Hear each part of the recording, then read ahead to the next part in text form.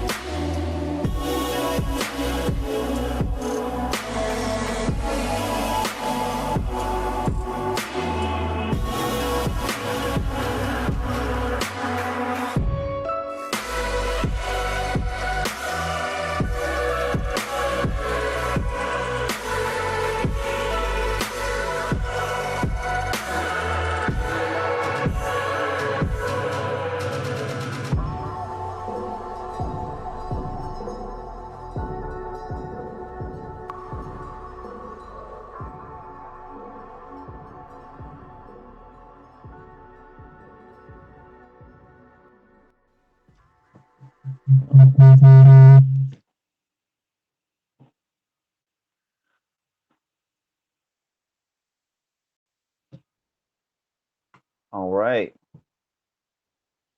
Let's see how we go with this tonight. Taking a look at chat, see if everything is doing well.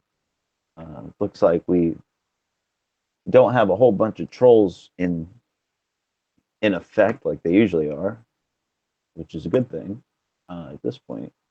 But I do want to make sure it is looking okay. So give me a moment while I pull up video. For everybody listening already, I hope you're having a really wonderful night.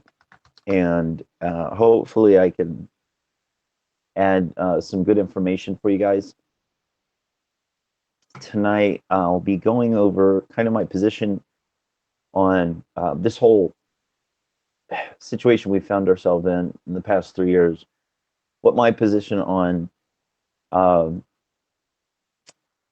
geocentricity is, what my position of the, well, we'll get into the shape of the earth, I suppose. I mean, that's essentially how I think we've all come down this pipe. I mean, if you're in this corner of the internet listening to me, well, you've most likely been questioning things at that level. So we're definitely going to be going over that. And then, of course, I'm going to talk about something just slightly personal about my methods and how I go about conversing with people out here and interacting with people. I think maybe my diplomacy confuses some. I don't know how else to put that, but so yeah, let's just go to the top of the issue, and just a quick shout out to Monique, Plutonic, Martin, and Martin McDoubles.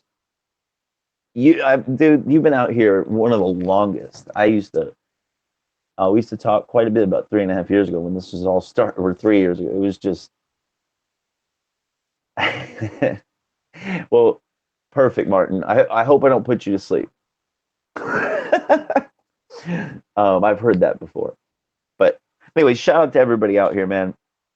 It's great that we have this. I mean, whatever small niche community we have, it's great that we have interesting, intelligent, um, curious people out here to have these types of conversations with, and honestly I'm blessed to have that. Um, oh, shout out to John Watson. Despite being called the chat troll, I think John gets it. Just saying. You get so much crap out here, though. But anyways, I don't want to get caught up on the chat. If somebody's listening to this later, they're not able to see all that. So let's get down to business. My viewpoint today, and I want to make it very clear my position. I'm happy to consider myself a geocentrist. And I do this from an observation and an experiential perspective.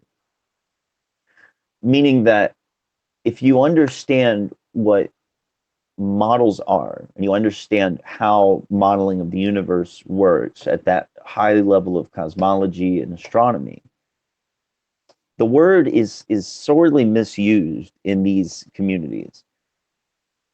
A model is just a representation. It is a way to define what we see from this earth while we look up at these things. I'm talking about, of course, cosmological models. And with that, people have this weird tendency to, and I think we've just been kind of programmed this way. Just, I don't want to say like it's a big conspiracy, but like I grew up thinking I lived in a model. Like I was on this spinning planet flying around, and it had to be those speeds, and it had to be the way it was because all science had figured it out, and we're so smart, and we've got it figured out. Absolutely. Well, turns out that's not the case. And they understand this at these high levels of cosmology and astronomy. From everything that I can tell, is that they know these are models. They understand that. Like, we are on this earth looking at lights in the sky and saying, well, it might be this and it might be that. Here, let's explain it this way. Let's explain it that way. Oh, hey, let's explain it this other way. And when you do that, you create these cosmological models, and some of them explain things better, some of them don't. The heliocentric model was, and it really is, it is an amazing feat of observation, math, and dedication. I can't say this enough because unfortunately you got people running around saying like, oh, we debunked the heliocentric model. We poked holes in the heliocentric model. I'm sorry, that's not happening. And nobody's going to take you serious if you say silly things like that. The reason why the heliocentric model is so amazing, the reason why you can open up Stellarium and find everything that is a light in that sky and everything that is moving and everything that is stationary. The reason why you can find that at any latitude and longitude at any time of the day is because our brilliant astronomers have mapped almost everything in the sky. And they've done it with dedicated precision. And listen, we need to understand this. Like, I think that so many people in these communities dismiss this, and that's probably why certain people out here get offended. People who staunchly defend, the mainstream, they feel that the people out here talking about these alternative cosmologies are being highly disrespectful and they kind of are. They're not seeing the brilliance of what the heliocentric model is. And neither are these people who defend it. Once again, they are models. And so let me read you just kind of the definition of scientific model. In science, a model is a representation of an idea, an object, or even a process or a system that is used to describe and explain phenomenon that cannot be experienced directly. Models are central to what scientists do, both in their research as well as when communicating their explanations. Now, this is important because we can't go out there. Now, NASA claims they have in some different ways and such, but astronomy has never been one to say that they have gone out there. Astronomy and cosmology, this is men on the ground looking at lights in the sky at different times of the year, different ways of triangulating, different angles, different. This is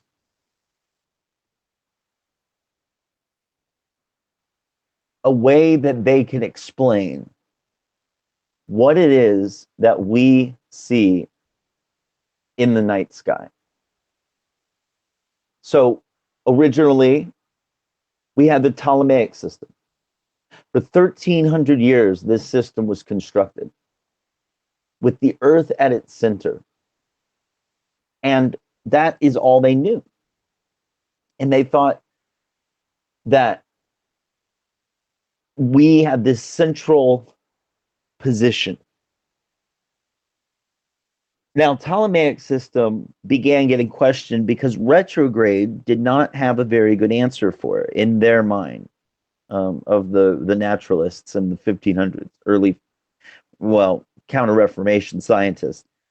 That's what Copernicus did. He didn't like the notion of epicycles being the cause of the retrograde. It didn't make sense in a natural science way. It was just, why were these planets doing this loop-de-loo kind of behavior? And so he devised a different way mathematically and to change the model around in order to make the math easier. And so by putting the sun in the center instead of us, and by spinning us around like a top and thrusting us around the sun, as so many had posited that we are an actual light in the sky, that we are this third rock from the sun. By doing so, they were able to explain things. Now, mind you, Copernicus did it with circles, and he said the sun was 3 million miles away. And this goes all the way back to Hipparchus, that they aren't able to triangulate these. This is why they say the sun and these other lights in the sky are an infinite distance away. That was the original presupposition that Hipparchus put forward, and that every astronomer since then has carried. And that's a whole other issue. I'm going to bring out my Kings the Throne books, my book readings soon, because that book explains it beautifully.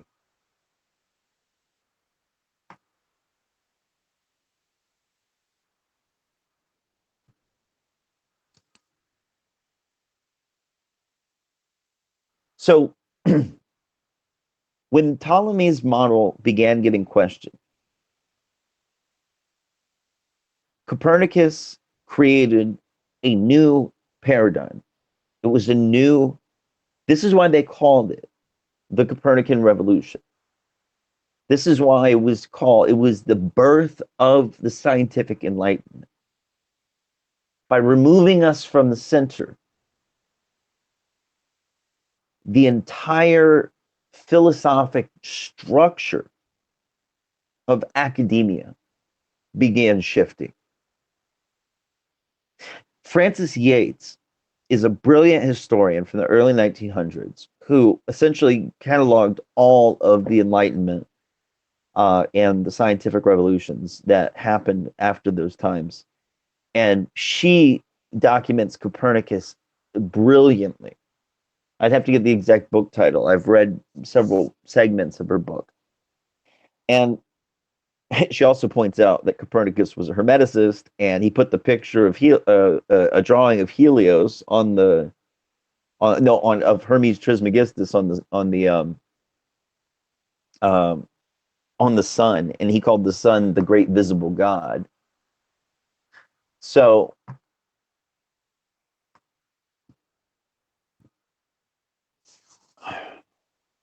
there's so much to this, guys. So the Copernican revolution was created, and this pushed science in the direction of, well, actually, Nietzsche put it perfectly. The parable of the madman. I'm actually going to read this because honestly, this sums up exactly what it is that has happened, I think. 1 second. Let me find. I have it right here. Here it is. So this is Nietzsche's famous parable of the madman from 1882, where he says God is dead. Okay, and then I'm just going to read the first two paragraphs. It says, "Have you not heard of that madman who lit a lantern in the bright morning hours, ran to the marketplace, and cried incessantly, 'I seek God, I seek God'? As many those who did not believe in God were standing around just then, he provoked much laughter. 'Has he gone lost?' asked one. 'Did he lose his way like a child?' asked another. 'Or is he just hiding? Is he afraid of us? Has he gone on a voyage, immigrated?' Thus they yelled and laughed. The madman jumped into their midst and pierced them with his eyes. 'Whither is God?' he cried. 'I will tell you, we have killed him. You and I, all of us are his murderers. But how did we do this? How could we drink up the sea? Who gave us the sponge to wipe away the entire horizon? What were we doing when we unchained this earth from its sun? Whither is it moving now? Whither are we moving now? Away from all suns? Are we not plunging continuously, backwards, forwards, sidewards, in all directions? Is there still any up or down? Are we not straying as through an infinite nothing? Do we not feel the breath of empty space? Has it not become colder? Is not night continually closing in on us? Do we not need light, lanterns in our mornings? Do we hear nothing as yet of the noise of the grave diggers who are burying God? Do we smell nothing as yet of the divine decomposition? God's too decomposed. God is dead. God remains dead, and we have killed him. Now, essentially what he was saying here, which I think is pretty clear for most people, and Francis Yates points to this as well, that the removal from God from the natural sciences it is purely credited to Copernicus.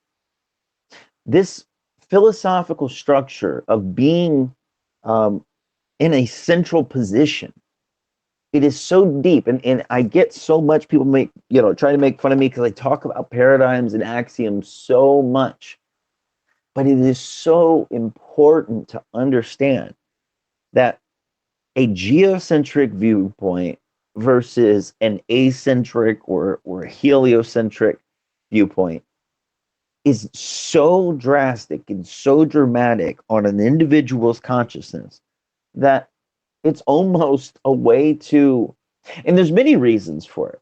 Okay, I don't think it's just so simple. Like, by removing us from the center, what you've done is you've placed us in a position where we can no longer say, well, God did it. So it ignited the fire of materialist science, which is fantastic. And this is another thing. People, we are not, I honestly have seen this idiotic stance lately that I've seen even Mark Sargent made a video the other day saying we are at war with science. He is an absolutely absurd person. I hope somebody tells him. Okay, I'm just going to say it. To say such a stupid thing, he's burying himself. This entire direction that people down here listening to me it has been to understand real science, to distinctify it from pseudoscience, to point out the theological aspects, or, well, philosophical aspects that look like theological, which we call scientism. It is so important to understand the nuance of what we're dealing here with the institutions. And to say something so foolish as he did is just, it almost seems like he's doing it on purpose. Just saying, guys, it's a hell of a thought to inject into your community. Money, he's back on track.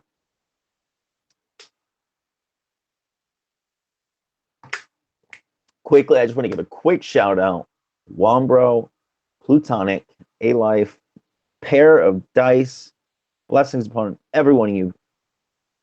I hope you're doing good, Sean. Man, we got some interesting times. If you haven't noticed yet, well, I'm pretty sure you have. Okay, my OBS is back up. Hopefully, we didn't miss a beat.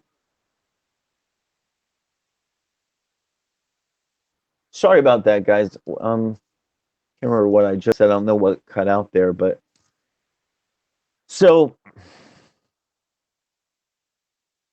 no, it's not ended.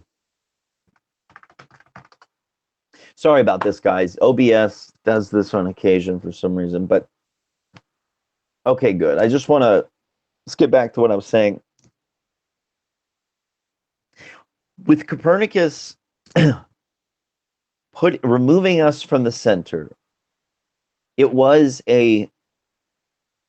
such a powerful new direction that it spurred our material growth, our material science, because we couldn't just said God did it anymore. We couldn't just stop there. And the scientists who existed before this Copernican revolution, we're talking about, pre-1500s, and this was like this up until the 1700s. It took a long time for these things to, kind of take root. But, back then, the scientists were the alchemists. They were the hermeticists. They were the naturalists. There was no term scientist. There was no term for it. It was just simply either alchemist, which is not what people think it is. That's more of a spiritual pursuit. And then there's naturalists. Hell, it was even called that up into Darwin's days. He was considered a naturalist. So science really did not begin until Francis Bacon, when he created the scientific method. And with that, we had a massive boon, because this was an amazing jump forward. So what I'm saying is, we really need to understand the history. And thank you, Plutonic. Yes, naturalists or natural philosophers. Absolutely. This is what they were called. But it is so important for us who care so much about these topics. We have to understand the history of these sciences and the sciences so falsely called. We have to understand them. We have to know how we got here right now. Because if you don't understand the meta, the larger picture, then you're not going to understand the nuance of what has happened to us.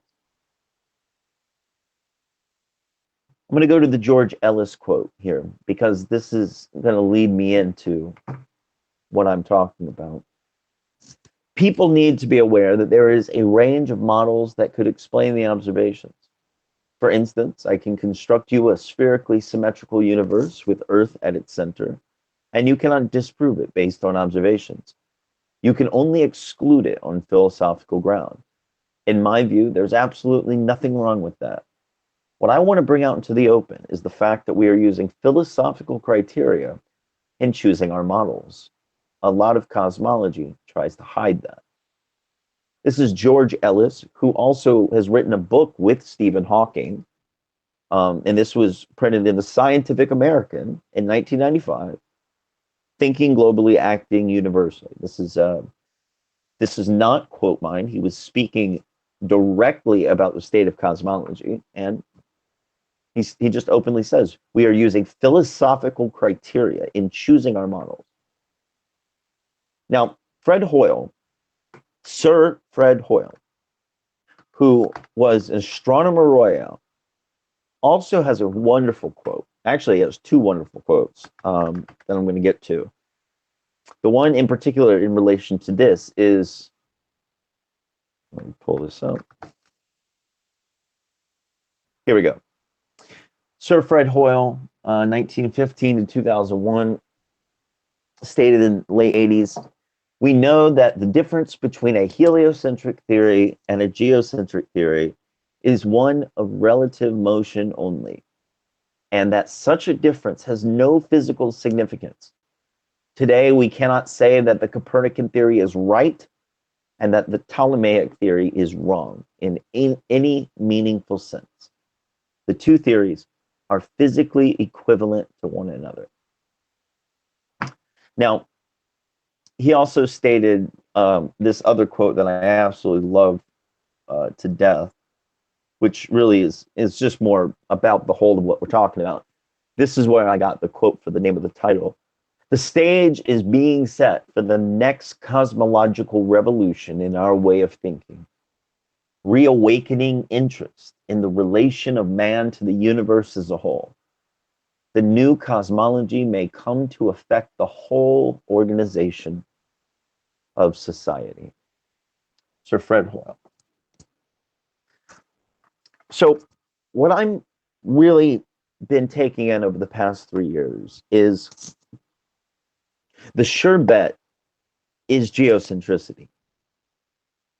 The science backs it up. The philosophy, it matches it up. Our experience is only geocentric in the most basic form of the word, primary knowledge of experience. We are in a geocentric position. So how did we get here? What happened? Well, you could see it along the lines that they were preserving the paradigm at all costs. Even Hubble, when he wrote his famous quote from his observational cosmology, let me pull it up real quick, because this is extraordinarily important. Oh, this is a really good quote here. One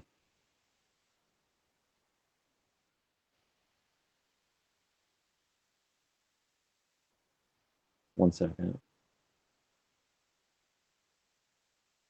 There's the other one.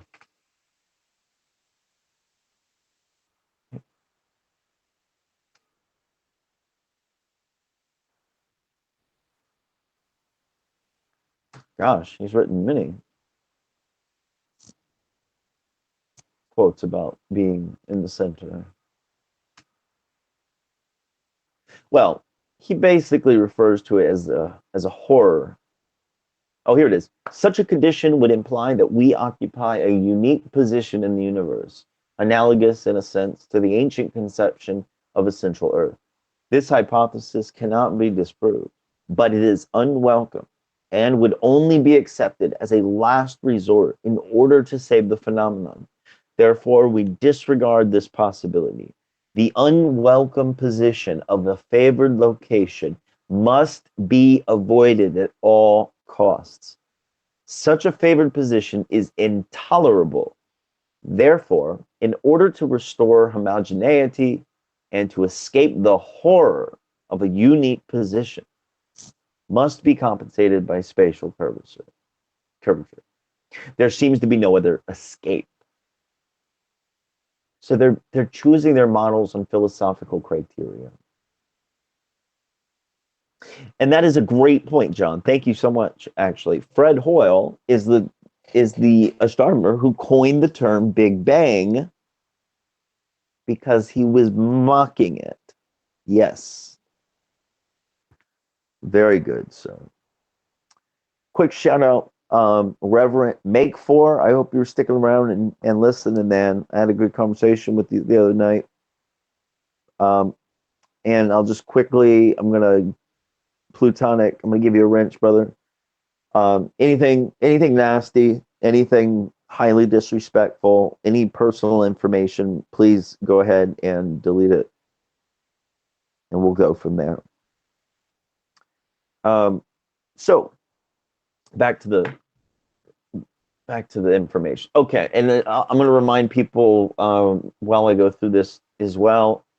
Please check.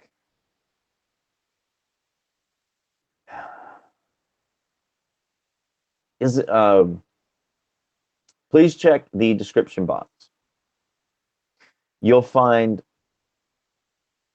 Is that? Oh shoot! It really is Jaron.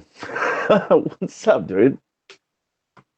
It certainly went to your channel. Nice. Yeah, I got your video right here paused. I was listening. I got about halfway through. Much respect, brother. Seriously. But if you go into the description box, I've got the principle. I found a copy on YouTube. Please, if you haven't watched it, watch it. If you have seen it, watch it again. Download it.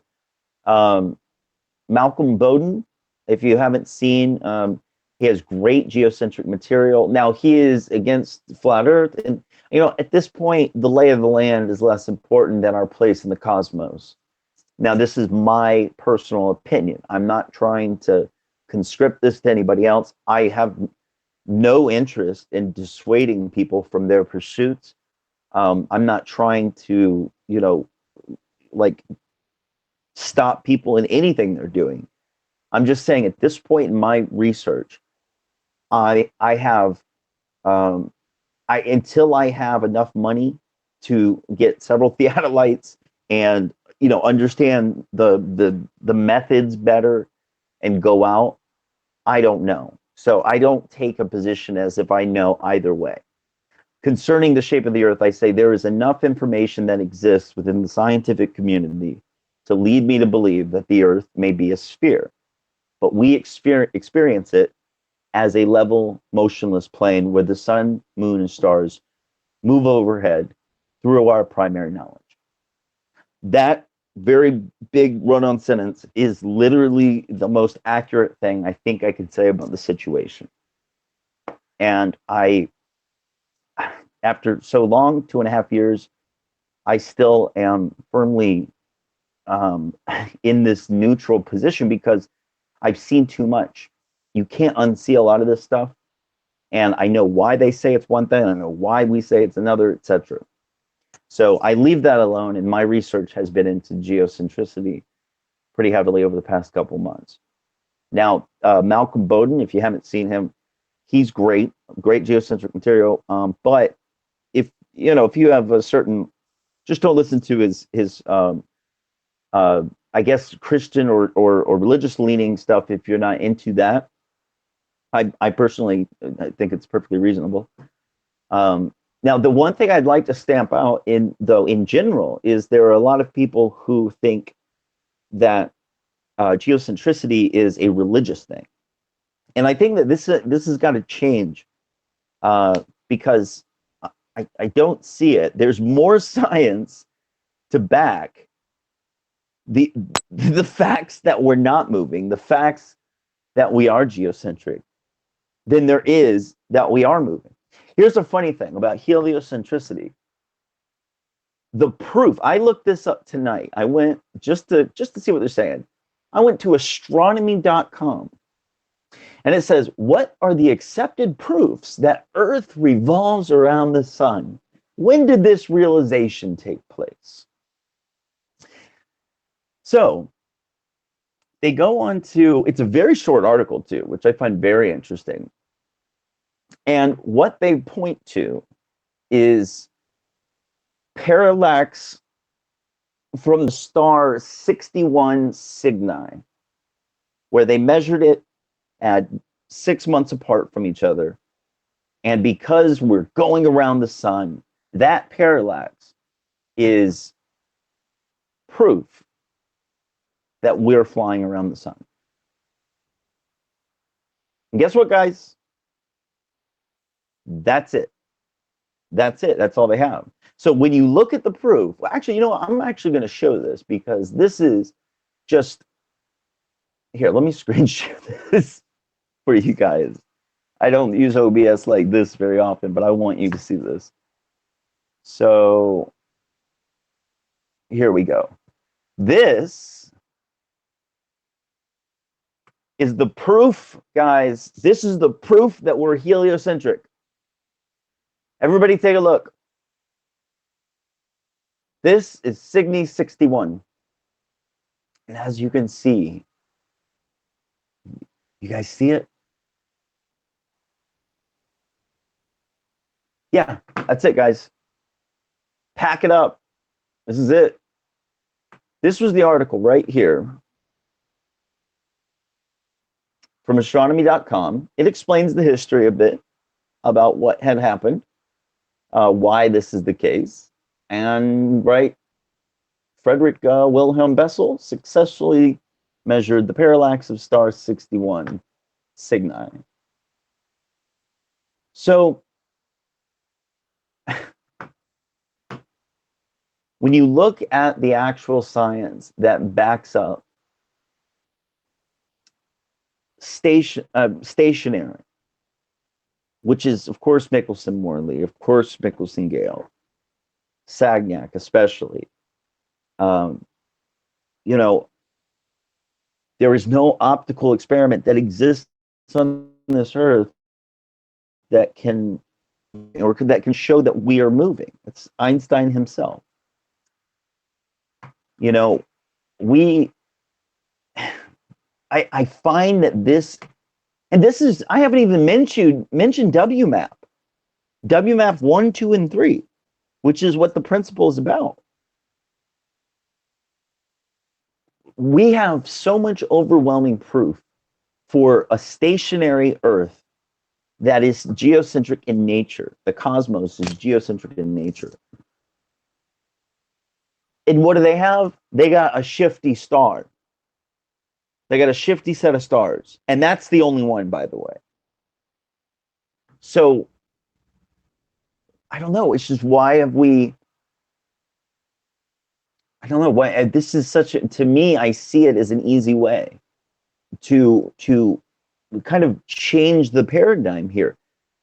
To go into a geocentric mode is in my opinion, has such a dramatic effect on consciousness.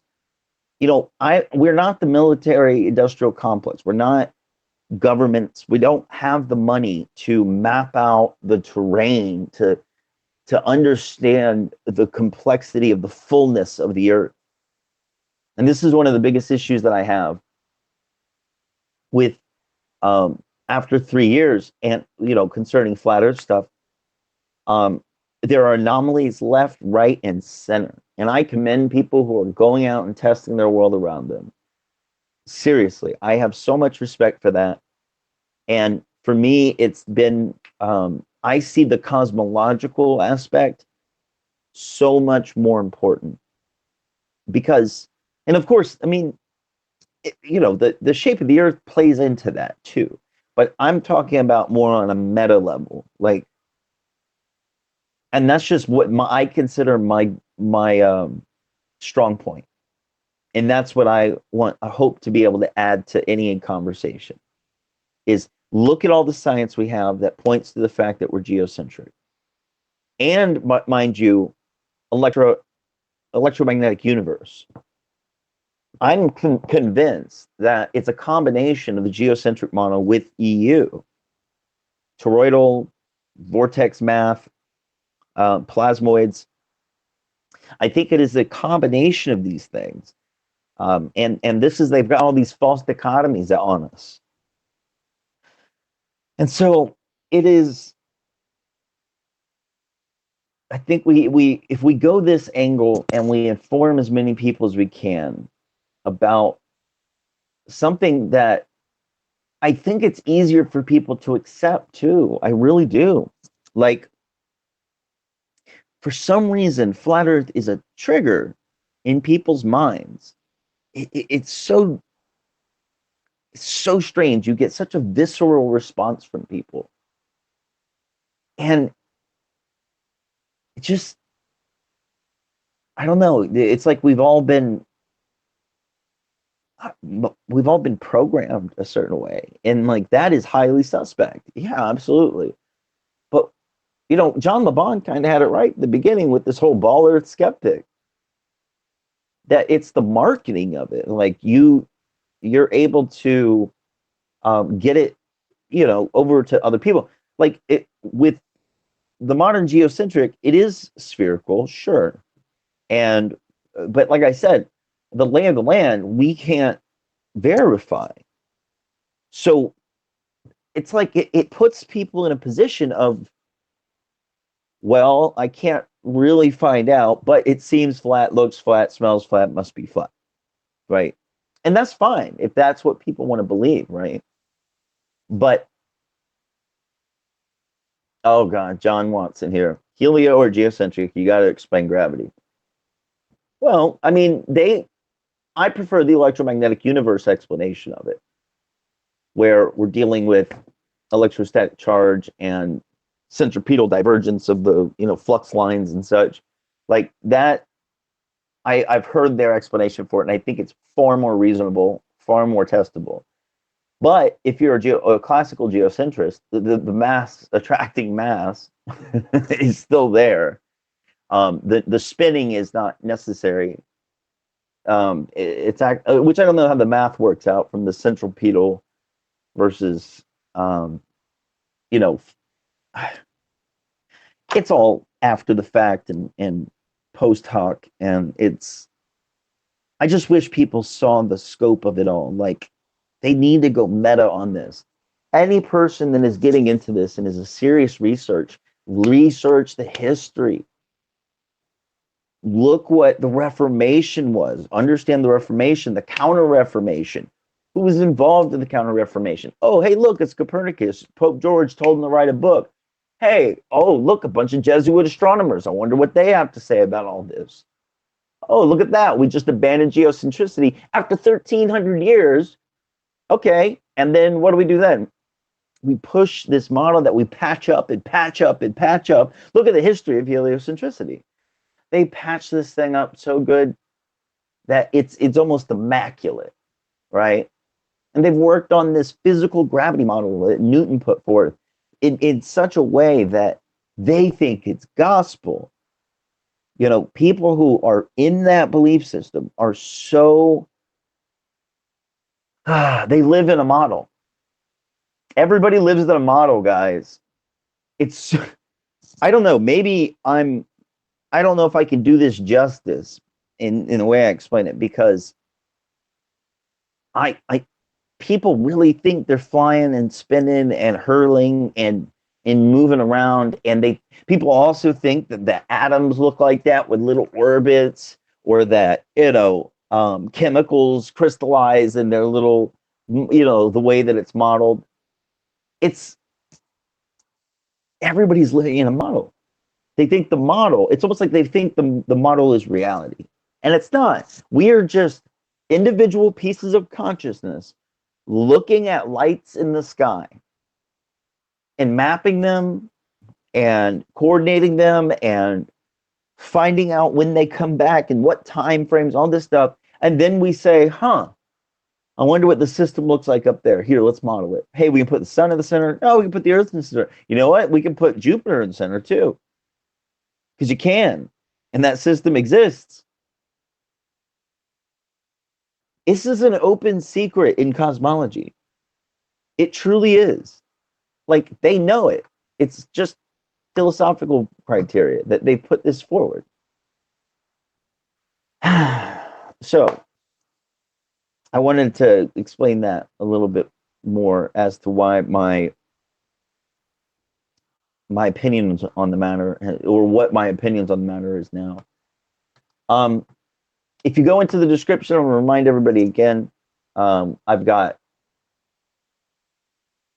the principle, the full movie. Please download it. The last time I put it up, so it got taken down. It's not me, somebody else put it up. Malcolm Bowden's information. Go check out his Geocentricity Quotes. And then also the Geocentricity Quotes. And I want to, you know, anybody who's listening to this who is, let's say, not religious, and they think that geocentricity is religious or has something to do with Christianity or fundamentalism, you need to get a clue. Go listen, go look at the history of these sciences, and go look at the science that backs geocentricity. That's all I'm going to say. Because there's more science that we're not moving than ever there was that we are.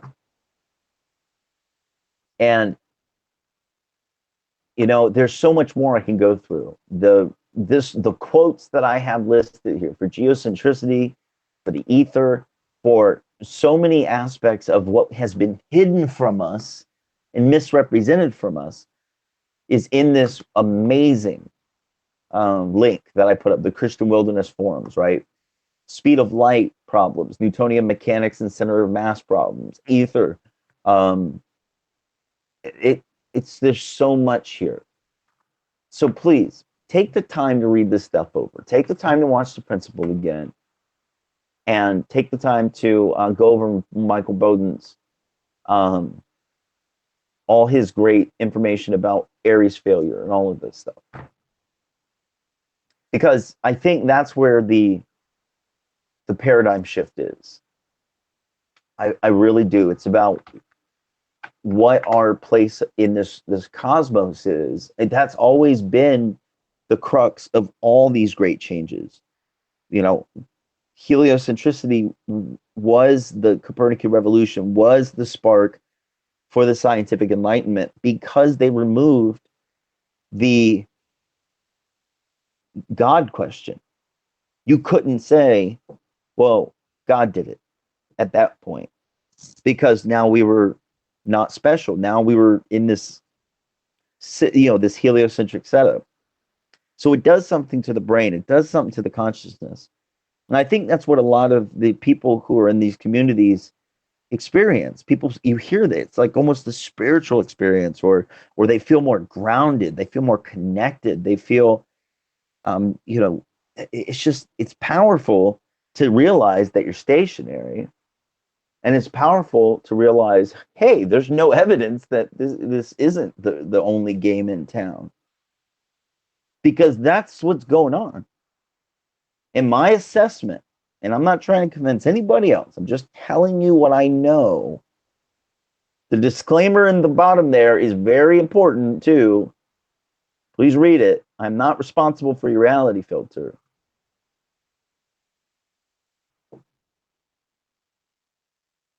I just want to get the information out for good people to be able to review.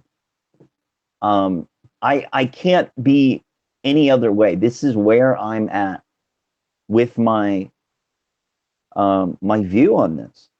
It's like you can't unsee this stuff. If somebody can provide me a better proof, quote unquote, a fact or a proof, than the Cygni 61 star, you know, 6 months apart, showing the parallax of like half an arc second. If somebody could say, here's another piece of proof, because like I said, we've got 5 scientific experiments that are well known within scientific communities that prove that we're stationary, and then we have this observation, which could be explained in other ways. But that's what they use to explain that we're moving. I'm sorry, it's nonsense. We need to have a return to our senses. And that's what this is. People are returning to their senses, and they're going out and checking the world around them. And you know what? For me, I find geocentricity to be the one of the best expressions of it, because it exists to some degree. And it already has been there. It's already constructed. The model is there. We can pick it up, put it on the table, and show everybody why it's actually true. Instead of and like I said, what other people are doing, I have a tremendous respect for. I really do. It's just, it's too, for me, the I don't know. I don't even want to get into it. Like I said, I have so much respect for all those who are questioning things on such a deep level and going out and testing the world. For me, I think that pursuing this to try to help people understand for myself is a better direction for me right now. So, but anyways, much. Look, I got 33 watching. Loved all the. I appreciate all in the chat. Seriously, it's yeah, you guys get to hear me rambling about this stuff. But yeah, let me see if there's anything else I want to go over. Oh, well, I'll also put this article from astronomy.com in the description too. I'll probably do another show, perhaps to do like a response to the chat. Seriously, Turk, much love, brother. Appreciate you listening, man. We got some good people here. We really do. I'll just throw it out there. Is there any question anybody has or wants to throw at me real quick? I will. Oh gosh, hold on a second. Why is my OBS doing that?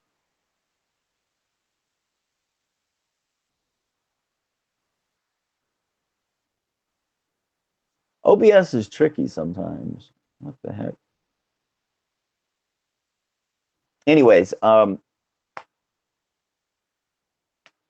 yeah, I don't know about. Yeah, I don't really haven't been paying too much attention to the Dubai situation. I've never paid much attention to Dubai, to be honest with you. Chuck Misler. I know the name. Oh wait, isn't that the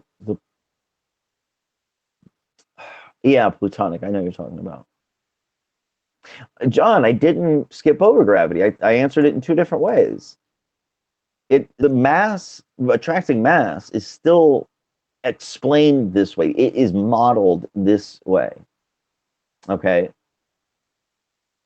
That is the way in geocentricity, it is still that. Now, there are other explanations too with the electromagnetic universe.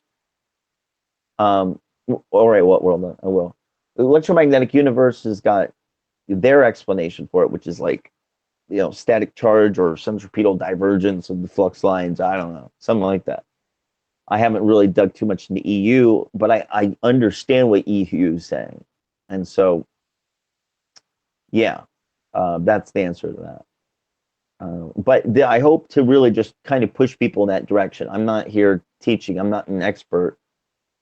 I would say go talk to Mr. Grimm, but I don't know if he's got patience for anybody. He does know a good amount about it, so I'll give him that. Anyway, so what world? Say, I may have heard you once say that all the observations that we take from the Earth, i.e. a geocentric frame of reference, could you speak more on that again? Well, the way I see it and the way I'm understanding this experience here, we are little packets of consciousness that can move around on a surface. And this surface has been defined and measured with a grid called latitude and longitude.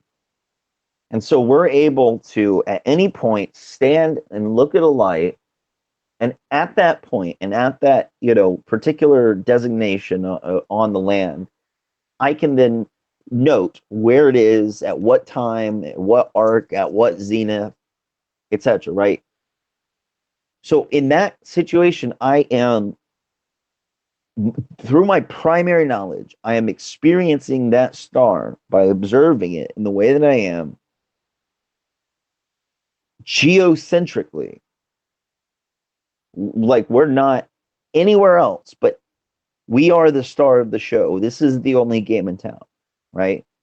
We have never had any other experience other than standing on top of the earth realm, or in the earth realm, on top of the land.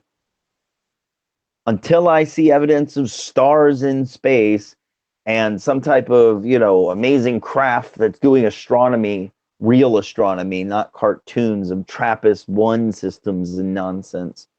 Like, if I can see that, then I'm sorry. The evidence is overwhelming. We are geocentric in the situation that everyone on Earth is it. It's it's almost like anthropocentric Earth. Anthropocentric. Let me get you the exact definition. I want to know. Anthropocentric means regarding humankind as the central or most important element of existence, especially as opposed to gods or animals. Well, that one goes a little too far, but I meant the first part. Anthropocentric is used in climate change and such, but I say anthropocentric Earth, and I got to give my friend Chill Scanner the credit for that one, and that's essentially what we're dealing with here. When you're in that spot, you are geocentric. Everybody here is geocentric. There is no evidence to counter that. And that's hard for people to understand, but we're talking about philosophical criteria that they've switched it up on. So I hope that helps What World. I had a better way of saying that last week, I think, but I'll get it.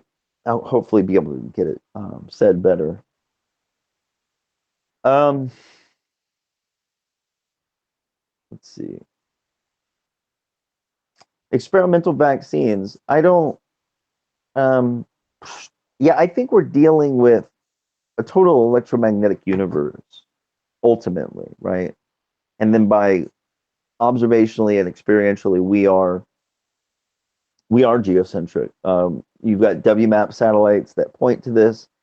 3 of them. They put up 3 of them because they couldn't believe the results of the first 2 because it's so startling to them, because they are expecting or wanting or desiring to be anything but geocentric.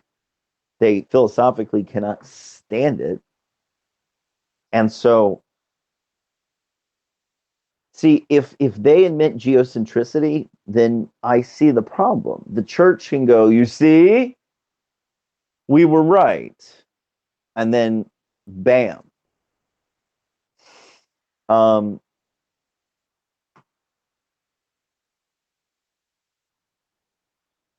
That's a concerning thing.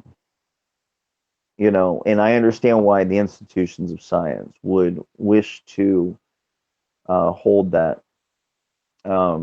protection, like they wouldn't want. Anyways, guys, I'm kind of just rambling at this point. Big shout out to everybody. Seriously, much respect. And Jaron, I got your show half paused right now. I'm gonna go listen to the rest of it. I appreciate you stopping by, man. Everybody else, Plutonic, John Watson, Hank Hill, even P Mars. I don't know what your problem, P Mars. You're just. I wish you well. What World D, much respect. New Perspective, Himwari, Reverend Monique. Thanks for everybody coming by. I'm gonna try to get more concise and I think I'm going to present the actual science, but that backs it a little bit more concisely so that we can kind of reference it more. This has got to go somewhere. We haven't been out here for 3 years looking at these subjects for nothing, and I know that for a fact. I know it's going in places. Just I don't know. We're at a very crucial moment. I'm really just observing everything. I don't know really what to say, what to do. This is all I know what to do.